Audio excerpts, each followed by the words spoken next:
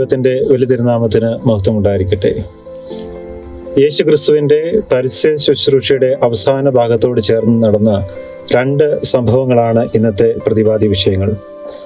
വിശുദ്ധ ലൂക്കോസിന്റെ സുവിശേഷം 18-ാം അധ്യായം 31 മുതൽ 34 വരെയുള്ള ഭാഗത്ത് ക്രിസ്തു തനിക്ക് സംഭവിക്കാനുള്ള കഷ്ടാനുഭവം, കുരിശാരോഹണം, ഉയർപ്പ് എന്നിവ ശിഷ്യന്മാരോട് അതിനെപ്പറ്റി പറയുന്നു. എന്നാൽ അവർക്ക് അത് മനസ്സിലാകുന്നില്ല. രണ്ടാമത്തെ ഭാഗം 19-ാം അധ്യായം 1 മുതൽ 10 വരെയുള്ള വാക്യങ്ങളിൽ സക്കായിയെ യേശുക്രിസ്തു സന്ദർശിക്കുന്നതിനെ കുറിച്ചാണ് പരാമർശിക്കുന്നത്. യേശുക്രിസ്തുവിന്റെ വാക്കുകൾ ഏറെ ലളിതമായിരുന്നു. ഉപമകൾ കൂടിയുള്ള തൻ്റെ പഠിപ്പിക്കലുകൾ സാധാരണ ജനങ്ങൾക്ക് പോലും എളുപ്പം മനസ്സിലാകാവുന്നതായിരുന്നു. എങ്കിലും ഈ വേദഭാഗത്ത് തനിക്ക് വരുവാനുള്ള കഷ്ടാനുഭവത്തെക്കുറിച്ച്, കുരിശുമരണത്തെക്കുറിച്ച്, ഉയർപ്പിനെക്കുറിച്ചൊക്കെ പറയുമ്പോൾ അത് ശിഷ്യന്മാർക്ക് മനസ്സിലാകുന്നില്ല. യേശു യഹൂദർ കാത്തിരുന്ന മശിഹ ആണെന്നത് ശിഷ്യർ അംഗീകരിച്ചു. ക്രിസ്തു ചെയ്ത അത്ഭുതങ്ങളും അടയാളങ്ങളും ആ ബോധ്യം അവരിൽ ശക്തമാക്കി. വിമോചകനായ ശക്തനായ ഒരു മശിഹായെ അവർക്ക് മനസ്സിലാക്കുവാൻ എളുപ്പമായിരുന്നു. എന്നാൽ തൻ്റെ ജനത്തിന്റെ ഉദ്ധാരണത്തിന് വേണ്ടി കഷ്ടപ്പാടുകൾ ഏൽക്കുന്ന ഒരു മശിഹ എന്ന സങ്കല്പം അവർക്ക് വിശ്വസിക്കുവാൻ, മനസ്സിലാക്കുവാനും പ്രയാസമായിരുന്നു. അതുകൊണ്ടാകാം ക്രിസ്തു തൻ്റെ കഷ്ടാനുഭവത്തെ പറ്റിയൊക്കെ പറയുമ്പോൾ ഇവർക്ക് മനസ്സിലാക്കുവാനായിട്ട് സാധിക്കാതെ പോകുന്നത്. യേശു തമ്പുരാന്റെ കൂടെ നടന്ന് സൗഖ്യദാന ശുശ്രൂഷകൾക്കും അത്ഭുതങ്ങൾക്കും ഒക്കെ സാക്ഷിയായവരാണ് ശിഷ്യന്മാർ. അവർക്ക് കഷ്ടത ഏൽക്കുന്ന ഒരു ക്രിസ്തുവിനെ സങ്കല്പിക്കുവാനായിട്ട്, മനസ്സിലാക്കുവാനായിട്ട് പ്രയാസമായിരുന്നു. നമ്മെ പോലെ അവരും ആഗ്രഹിക്കുന്നത് കഷ്ടതകളൊന്നുമില്ലാത്ത, പ്രയാസവും ബുദ്ധിമുട്ടുമൊന്നുമില്ലാത്ത സന്തോഷം നിറഞ്ഞ ഒരു ജീവിതമാണ്. നമ്മോടൊപ്പം വസിക്കുന്നവരുടെ സന്തോഷ അവസരങ്ങളിൽ പങ്കാളികളാകുന്നത് ഏറെ എളുപ്പമാണ്. എന്നാൽ അവർക്ക് കഷ്ടപ്പാടുകളോ ബുദ്ധിമുട്ടുകളോ പ്രതിസന്ധികളൊക്കെ ഉണ്ടാകുമ്പോൾ അവരോടൊപ്പം നിൽക്കുക എന്നത് അല്പം പ്രയാസമാണ്. അങ്ങനെയുള്ള സാഹചര്യങ്ങൾ അവരോടൊപ്പം നിന്ന് അവർക്ക് വേണ്ട കൈത്താങ്ങൽ നൽകണം എന്ന് ഈ വേദഭാഗം നമ്മെ പഠിപ്പിക്കുന്നു. വിരുന്ന് ഭവനങ്ങളെക്കാൾ നമ്മുടെ സാന്നിധ്യമോ വാക്കുകളോ ആവശ്യമുള്ള വിലാപ ഭവനങ്ങളെ, ഇടങ്ങളെ, വ്യക്തികളെ ഒന്നും അവഗണിക്കരുത് എന്ന് ഈ വേദഭാഗം നമ്മെ പഠിപ്പിക്കുന്നു. രണ്ടാമത്തെ വേദഭാഗത്ത് ചുങ്കക്കാരിൽ പ്രമാണിയായ സക്കായിയെ നാം പരിചയപ്പെടുന്നു. കൊച്ചുകുട്ടികൾക്ക് പോലും പരിചയമുള്ള ഒരു കഥാപാത്രമാണ് ചുങ്കക്കാരൻ സക്കായി. ഉയരത്തിൽ ചെറുതായിരുന്ന സക്കായിയുടെ ജീവിതത്തിൽ നടന്ന വലിയൊരു സംഭവമാണ് ക്രിസ്തുവുമായിട്ടുള്ള കണ്ടുമുട്ടലും തുടർന്ന് അവനുണ്ടാകുന്ന മാനസാന്തരവും.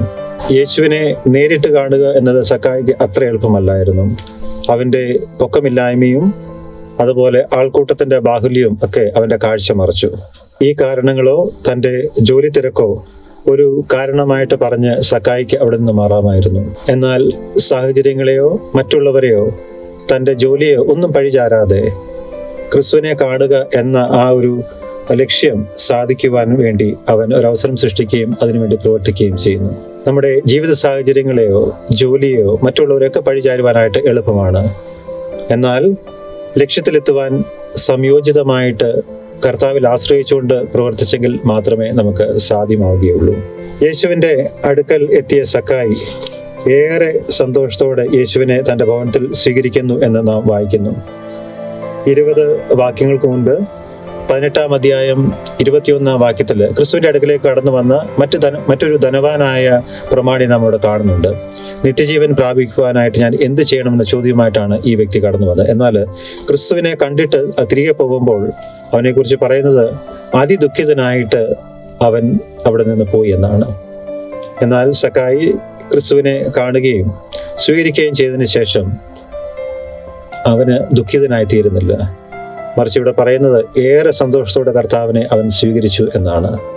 തൻ്റെ കുറവുകളെയും അതുപോലെ മറ്റുള്ളവരുടെ വിമർശനങ്ങളെയും ഒക്കെ അതിജീവിപ്പാനായിട്ട് ക്രിസ്തുവിൻ്റെ സാന്നിധ്യം അവനെ സഹായിക്കുന്നു. അതിൽ കൂടി അവന് സന്തോഷത്തിൻ്റെ അനുഭവത്തിലേക്ക് കടന്നു വരികയാണ്. എന്നാൽ സക്കായിക്കുണ്ടായ ഈ ഒരു സൗഭാഗ്യത്തിൽ സന്തോഷിക്കുവാനായിട്ട് എല്ലാവർക്കും സാധിക്കുന്നില്ല. നാം കാണുന്നുണ്ട് മറ്റുള്ളവനെ കുറിച്ച് എന്താണ് പറയുന്നതെന്ന്. അവർ പറയുകയാണ്, ഇവൻ പാപിയായ ഒരു മനുഷ്യനാണ്. ക്രിസ്തു പാപിയായ സക്കായിയുടെ വീട്ടിൽ കടന്നുപോയി എന്ന് അവർ കുറ്റപ്പെടുത്തുന്നു. മറ്റുള്ളവർക്കുണ്ടാവുന്ന സൗഭാഗ്യങ്ങളിൽ, സന്തോഷങ്ങളിൽ ഒക്കെ നമ്മുടെ പ്രതികരണം എന്താണ്? നമുക്കുണ്ടാകുന്നത് സന്താപമാണോ അതോ സന്തോഷമാണോ? അന്യരുടെ ഉയർച്ചയും സന്തോഷങ്ങൾ നമുക്ക് ദേഷ്യമോ അല്ലെങ്കിൽ അസൂയയോ വിഷമോ ഉണ്ടാകുന്നുണ്ടെങ്കിൽ അതിൻ്റെ അർത്ഥം നമ്മിൽ ഇന്നും ഒരു മാനസാന്തരത്തിൻ്റെ കുറവ് ഉണ്ട് എന്ന് തന്നെയാണ്. നാമും സക്കായിയുടെ കൂടെ ഉണ്ടായിരുന്ന ഈ പുരുഷാരത്തെ പോലെയാണ്. ക്രിസ്തുവിനെ കണ്ടിട്ടും അറിഞ്ഞിട്ടും അവൻ്റെ വാക്കുകൾ കേട്ടിട്ടും ജീവിതത്തിൽ മാനസാന്തരത്തിൻ്റെ അനുഭവം ഇല്ലാതിരിക്കുന്നവർ, ജീവിതത്തിൽ ക്രിസ്ത്യ സന്തോഷം അനുഭവിക്കുവാൻ സാധിക്കാതെ മറ്റുള്ളവരെ കുറ്റപ്പെടുത്തിക്കൊണ്ട് പിറുപിറുത്തുകൊണ്ടിരിക്കുന്ന അനുഭവം. ഇങ്ങനെയുള്ള പിറുപിറുപ്പുകളെ ക്രിസ്തീയ സന്തോഷത്തിലേക്ക് രൂപാന്തരപ്പെടുത്തുവാനായിട്ടുള്ള ഒരു കാലഘട്ടമാണ് നോമ്പ് എന്ന് പറയുന്നത്.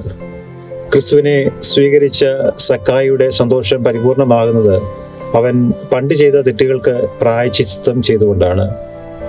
നോമ്പിൻ്റെ കാലഘട്ടത്തിൽ നാം പരിശുദ്ധ കുമ്പസാരത്തിൽ കൂടിയൊക്കെ കടന്നു പോകുമ്പോൾ അനുതാപം മാത്രമല്ലല്ലോ, നാം ചെയ്ത തെറ്റുകൾക്കുള്ള പ്രായശ്ചിത്തവും കൂടി അവിടെ ചെയ്യുവാനായിട്ട് നാം കടപ്പെട്ടവരാണ്. ഇവിടെ സക്കായി പറയുന്നത്, വല്ലതും ചതിവായിട്ട് വാങ്ങിയിട്ടുണ്ടെങ്കിൽ 4 മടങ്ങ് ഞാൻ അതിന് പകരം മടക്കി കൊടുത്തുകൊള്ളാം എന്നാണ്. പ്രായശ്ചിത്തത്തിന്റെ മനോഹരമായ ഒരു ചിത്രമാണ് ഇവിടെ കാണുന്നത്. ചെയ്ത തെറ്റുകൾക്ക് പ്രായശ്ചിത്തം ചെയ്യുക മാത്രമായിരുന്നില്ല സക്കായി ചെയ്തത്, മറിച്ച് അതിനോടൊപ്പം ചില കാരുണ്യ പ്രവർത്തികൾ ചെയ്യുവാനും അവൻ സ്വയമേ തീരുമാനമെടുക്കുകയാണ്. അവൻ പറയുന്നു, എൻ്റെ വസ്തുവകകൾ പാതി ഞാൻ ദരിദ്രർക്ക് കൊടുത്തുകൊള്ളാം. 3 ചിന്തകളാണ് ഈ 2 വേദഭാഗങ്ങളായിട്ട് നമ്മൾ ശ്രദ്ധിച്ചത്. 1, മറ്റുള്ളവരുടെ കഷ്ടതകളിൽ കൈത്താങ്ങൽ നൽകുക. 2, സാഹചര്യങ്ങളെ, കഴിവുകളെ, ആളുകളെ കുറ്റപ്പെടുത്താതെ കർത്താവിൽ ആശ്രയിച്ചുകൊണ്ട് സംയോജിതമായി നമ്മുടെ കഴിവുകളെ ഉപയോഗിക്കുക.